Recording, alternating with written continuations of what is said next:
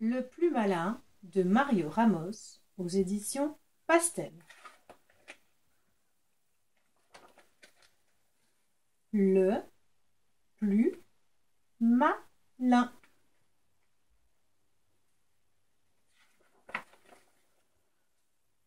Par une belle journée ensoleillée, le loup rencontre le petit chaperon rouge. « Bonjour, cher enfant, comme tu es belle dans ce ravissant costume. »« Bonjour, grand loup, et merci du compliment, » répond la petite gaiement. Le loup continue de sa grosse voix. « Sais-tu qu'il est très dangereux de se promener toute seule dans les bois? Tu pourrais rencontrer une bête féroce. Un requin, par exemple. C'est très méchant, les requins, tu sais. »« Enfin, grand loup, tout le monde sait bien qu'il n'y a pas de requin dans les bois, » répond la petite. « Bien sûr, je disais ça pour rire. Mais dis-moi, petite framboise, où vas-tu comme ça? »« Je vais voir ma grand-mère qui habite de l'autre côté du bois. »« Quelle bonne idée! Mais pourquoi se dépêcher? Tu marches droit devant toi comme si tu allais à l'école. Écoute les oiseaux chanter, regarde toutes ces jolies fleurs. Je suis certain qu'un beau bouquet ferait tellement plaisir à ta grand-mère. » À ces mots, le loup s'éloigne tranquillement en sifflotant. Dès qu'il est caché par les arbres, le loup fonce à toute allure en ricanant. « C'est moi le plus malin, aujourd'hui sera jour de festin. Au menu, grand-mère et petite groseille en dessert. »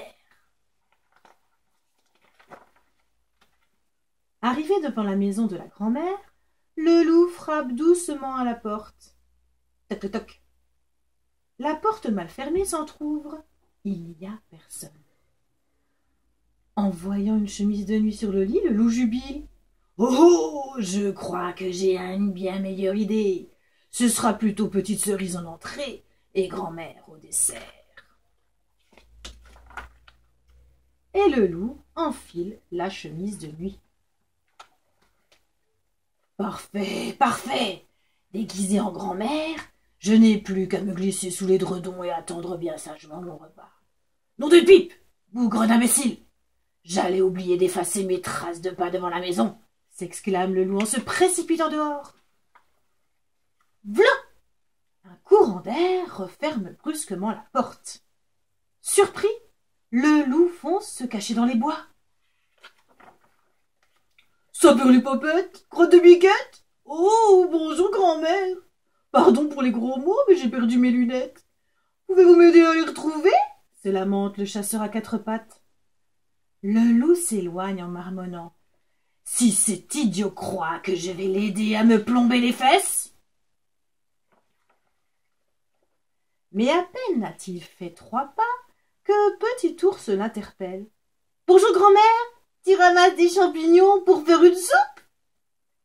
Cette histoire de grand-mère commence à m'énerver, rumine le loup en se contorsionnant désespérément pour se débarrasser de ce ridicule vêtement. Aussitôt, des éclats de rire retentissent dans la forêt.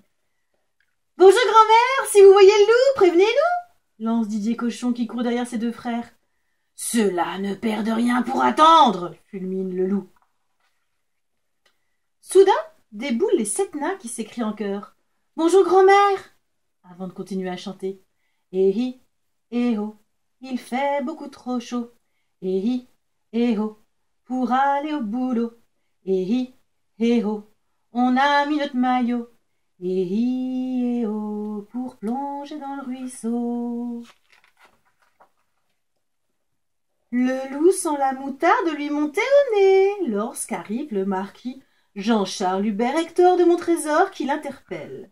« Oh là, grand-mère, je cherche le château de la Belle qui dort encore. » Le loup se retient d'exploser et se dissimule derrière un gros chêne. Il gesticule, se courbe, se tortille, tournicote et remue dans tous les sens. Mais pas moyen d'enlever cette stupide chemise. C'est alors que la petite framboise apparaît, un gros bouquet à la main. « Ah, celle-là au moins, elle va me reconnaître » salive déjà le loup.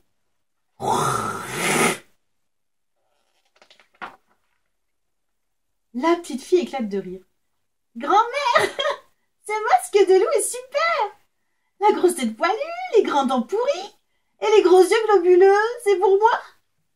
Fou de rage, le loup se jette sur l'enfant en hurlant « Je suis le loup, le grand méchant loup, et je vais te dévorer d'un seul coup !»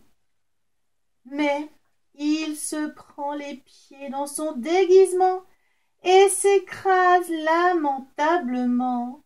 « Ah oui, c'est vrai, tu es le loup, mais c'est rigolo. Tu as la même chemise de nuit que ma grand-mère, » dit la petite fille. « Non, fais pas rigolo, fais qu'à fait toute mes dents. Impossible d'enlever cette fatale famille. » Oh, pauvre loup. Mais il ne faut pas s'énerver comme ça.